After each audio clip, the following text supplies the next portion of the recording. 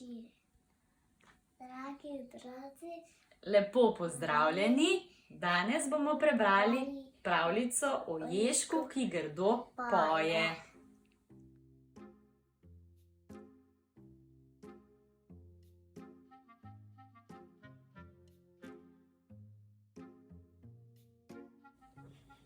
Nekega večera je Ježka Maksa pot zanesla mimo hišice sredi gozda.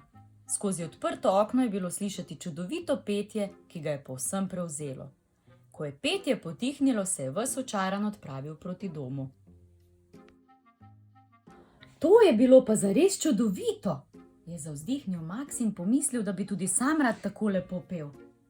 Pa saj še nikoli nisem poskusil, si je mislil in za trenutek postal v mesečini. Potem se je najprej dobro odkašljal, nato pa razprl roke in začel peti. Bleda luna se smeji in kaže pot na vse strani, tra la la la la la. Kaj pa je to za en hrup? Je nenadoma zaslišal nejevoljen glas. In še preden se je utegnil umakniti, je vanj priletel lešnik. Pa saj samo pojem. Ti ne poješ, ampak tuliš, je bila ogorčena veverica, ki bi rada v miru spala. In če vprašaš mene, potrebuješ pevske vaje, kajti tole je zvenelo zares grozno. Ni bila prav nič prizanesljiva veverica. Maksa so njene besede povsem potrle. Pevske vaje? Pa saj sem vendar jež. Toda, ko je dobro razmislil, se mu veveričina ideja sploh ni zdela tako slaba.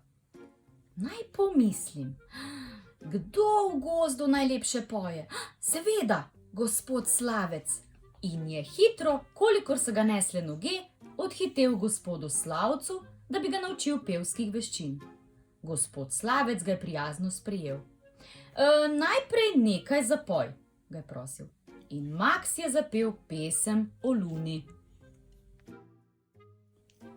Bleda luna se smeji in kaže pot na vse strani. Gospod Slavec je ob njegovem petju skoraj prevrnil stola. Tole zveni, se mu je zatikalo v kljunu, kajti za Maksovo petje res ni našel ustreznih besed. Namreč bilo je, milo rečeno, grozno. A kako naj mu to pove, da ga ne bo preveč prizadel?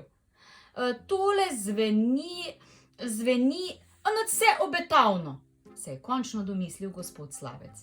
No, tudi meni se zdi, da ne pojem slabo, je bil svoje petje prepričan Maks. No ja, ampak nekaj dela naj jo pa kljub temu še čaka, je rekel gospod Slavec. In tako sta Maks in gospod Slavec prav vsak večer vadila petje. Nekega večera pa je gospod Slavec potožil svojemu prijatelju Lisjaku. Preprosto ne zmorem več. Ježek se na vso moč trudi, toda še vedno zveni kot pokvarjena plošča. Toda tako je navdušen in vztrajen, da nimam srca, da bi mu povedal, kako brezupno je njegovo petje. Ne vem, kaj naj storim. Ja, kaj pa, če bi ga vključil v pevski zbor? Maks bo tako lahko pel, njegovo petje pa v zboru sploh ne bo izstopalo. Odlična ideja, je bil navdušen Slavec. Potem se kar takoj lotil dela in v zbor povabil še ostale živali. A glej ga zlomka, zaradi Maksa in njegovega petja se skoraj nihče ni hotel pridružiti zboru. Nazadnje so pristali le volk, vran in jelen. Bleda luna se smeji, je s prodornim in globokim glasom začel prepevati jelen. In kaže pot, se mu je z zavijanjem pridružil volk. Na vse strani, je zraven pritegnil še vran, da je zvenelo še bolj grozno. Maks pa, ne da bi se kaj dosti menil za ostale tri, neutrudno prepeval. Tra la la la la la la la la. Gospod Slavec je bil zaradi takšnega petja popolnoma obupan in izčrpan.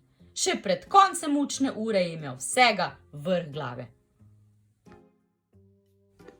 Dragi moji, resnično mi je žal, da vam moram povedati, da nimate čisto nič posluha.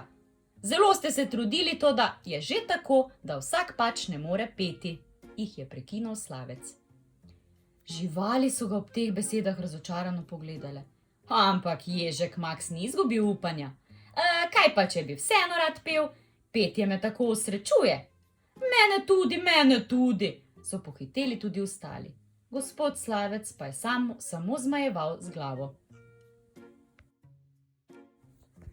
Mogoče pa pojemo napačnim poslušalcem, se je tedaj domislil Vran. Morda le gospodu Slavcu naše petje ni všeč, kajti drugim vranom se moje petje zdi naravnost čudovito. Tudi mene volkovi poznajo kot dobrega pevca.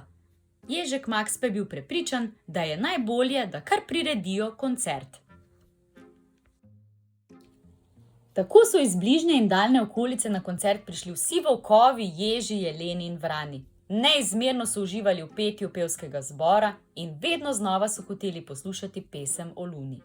Nastopajoči pevci z Maksom na čelu pa so bili nadvse ponosni na svoje petje. Koncert je bil zares uspešen. Naslednjega dne pa se je Maks spet odpravil k hišici sredi gozda.